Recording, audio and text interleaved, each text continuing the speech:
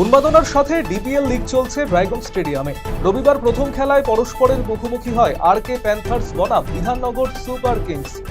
আরকে Panthers প্রথমে bat করতে নেমে 20 ওভারে 6 উইকেট হারিয়ে 225 রান সংগ্রহ করে।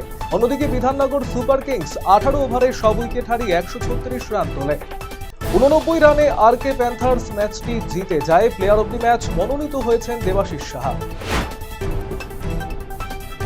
এবারে বিহার সফরে গিয়ে বিহারের রাজধানী পাটনায় বাঙালিদের সঙ্গে আলাপচারিতা সারলেন রায়গঞ্জের সাংসদ কার্তিক চন্দ্র পাল। রবিবার তিনি বিহার সফরে যান এবং বিহার সফরে তিনি শুরুতেই যান বিহারের রাজধানী পাটনায়।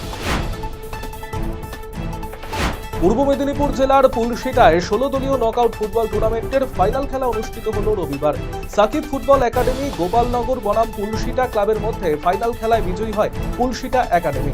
এদিনের ফাইনাল খেলায় মাঠে উপস্থিত ছিলেন বিজেপি নেতা সজল ঘোষ, শিশুরোগ বিশেষজ্ঞ প্রবীর ভৌমিক, কোলাঘাট স্কুলের প্রধান শিক্ষক বিপ্লব ভট্টাচার্য সহ অন্যান্যরা। ইটাহার থানার জয়হাট এবং ছয়ঘোড়া অঞ্চলের সংযোগকারী পাকা রাস্তার সংস্কারের কাজের সূচনা করলেন ইটাহারের বিধায়ক মোশাররফ হোসেন। রাজ্য গ্রামোন্নয়ন দপ্তরের 1,49,00,000 টাকা ব্যয় রবিবার বিকেলে খেসড়া দিঘি মোড় থেকে বৈদরা চেকপোস্ট থেকে শিমুলডাঙ্গা পর্যন্ত প্রায় 9 কিলোমিটার পাকা রাস্তার সংস্কারের কাজ গ্রাম বাসিন্দাদের উপস্থিতিতে আনুষ্ঠানিকভাবে সূচনা করেন বিধায়ক মোশাররফ হোসেন। উপস্থিত ছিলেন দুই পঞ্চায়েত প্রধান রফিকুদ্দিন শেখ, নাসরিন বানু সহ অন্যান্য জনপ্রতিনিধিরা।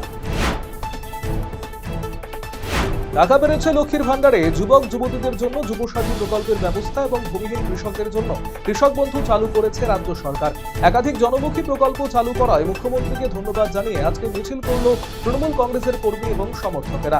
মাথাভাঙা 2 ব্লকের বড় শোলমারি গ্রাম পঞ্চায়েতের বালাসুন্দর বাজার থেকে 5 নম্বর বাজার পর্যন্ত একটি মিছিল করা হয়। উপস্থিত ছিলেন রাজ্যের প্রাক্তন মন্ত্রী বিনয় কৃষ্ণ বর্মন, পঞ্চায়েত সমিতির সভাপতি ডাক্তার সাবলু বর্মন, কোচবিহার জেলা তৃণমূল যুব সভাপতি স্বপন বর্মন সহ অন্যান্য নেতৃত্ব।